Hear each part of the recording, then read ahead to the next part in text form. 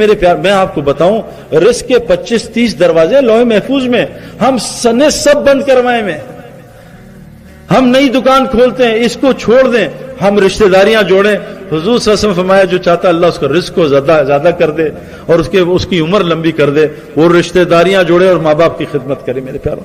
ہم ٹینکی میں ایک نیا ٹیپ لگا کے پانی نہیں بڑھا سکتے میرے پیاروں۔ رزق کے دروازے جو صبح سورہ یاسین پڑھ لے سارا دن کے کاموں میں اللہ اس کی مدد کریں گے۔ اللہ کے نبی کیا کہہ رہے ہیں؟ تم فجر اور عصر کے بعد تھوڑی دیر اللہ کا ذکر کرو، باقی ساری ٹائم مینجمنٹ اللہ کے اپنے ذمہ۔ کتنی آسان سی بات ہے نا۔ سورہ واقعہ سونے سے پہلے پڑھ لیں، رزق کے مسئلے ختم۔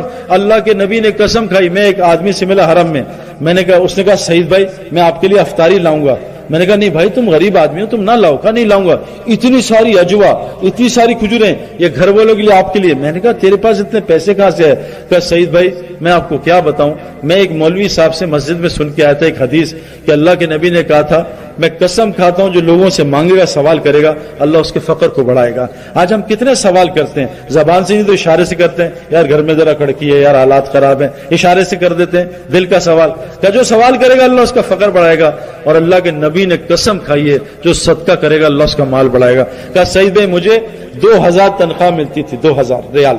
میں کیا کرتا تھا، میں نے روزانہ 10 ریال نکالے کہ روزانہ ایک حاجی کی خدمت کھانا کھلاؤں گا۔ میں نے 10 ریال روزانہ، 300 ریال باہر، باقی گھر بھجواتا خرچہ۔ کہا سعید بھائی 5-6 مہینے میرے اوپر ٹائٹ گزرے، اس کے بعد کیا ہوا، آج تک میں کسی کے طرف دوڑنا نہیں، مجھے روزانہ میری جیب میں کوئی 500-600 ریال ڈال دیتا ہے۔ اللہ کے فضل سے ایوریج مجھے اللہ 10,000 ریال بھجواتے ہیں 3,000 کی ٹکر میں، 300 کی ٹکر میں۔ 300 اللہ کو دیتا ہوں، اللہ اس کو 10,000 ریال کر کے بھیجتے ہیں۔ میرے پیاروں ہماری لائن یہ ہے صدقے کی۔ علی رضی اللہ عنہ بیٹھے ہیں اور وہ ایک آیا سائل کہ علی کچھ کھانے کو دے، بہت دنوں سے بھوکا ہوں۔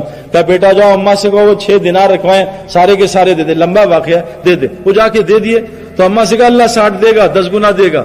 اب وہ گئے، سائل گیا، یہاں سے ایک صحابیہ اونٹ لے کے حضرت علی نے کہا السلام علیکم وعلیکم السلام، بھائی کہاں جا رہے ہو؟ کہا اونٹ بیچنے جا رہا ہوں۔ کہا مجھے بیچو گے؟ کہا لے لو۔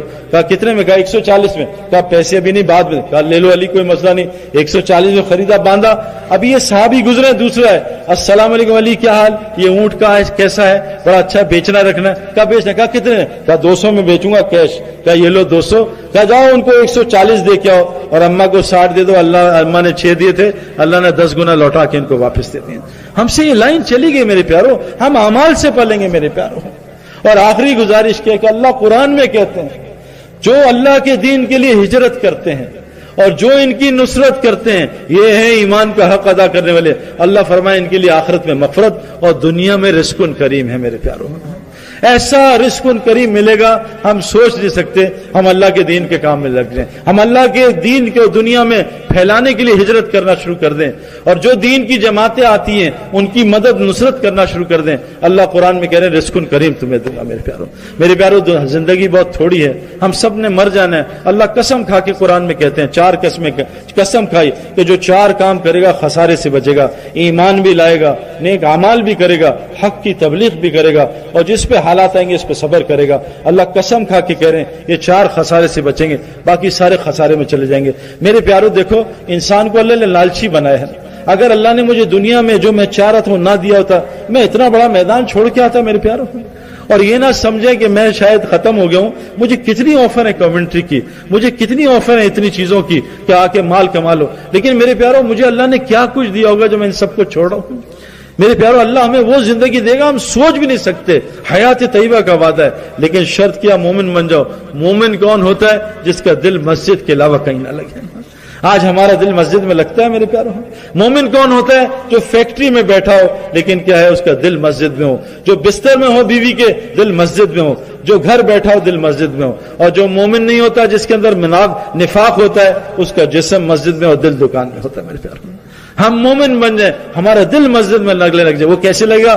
جب ہم کلمے کی دعوت دیں گے، ایمان بنے گا تو میرے پیارو ایمان ہمیں مسجد کھینچ کے لائے گا۔ ایمان بنے گا، یہ ایمان ہمیں ہماری مسجد کو ہمارا گھر بنا دے گا۔ یہ ایمان بنے گا، پھر یہ ایمان ہمیں اللہ کے راستے میں نکالے گا۔ اس ایمان کو بنانے کے لیے میرے پیارو اللہ کے راستے میں نکلنا پڑتا ہے قربانی کے ساتھ میرے پیارو۔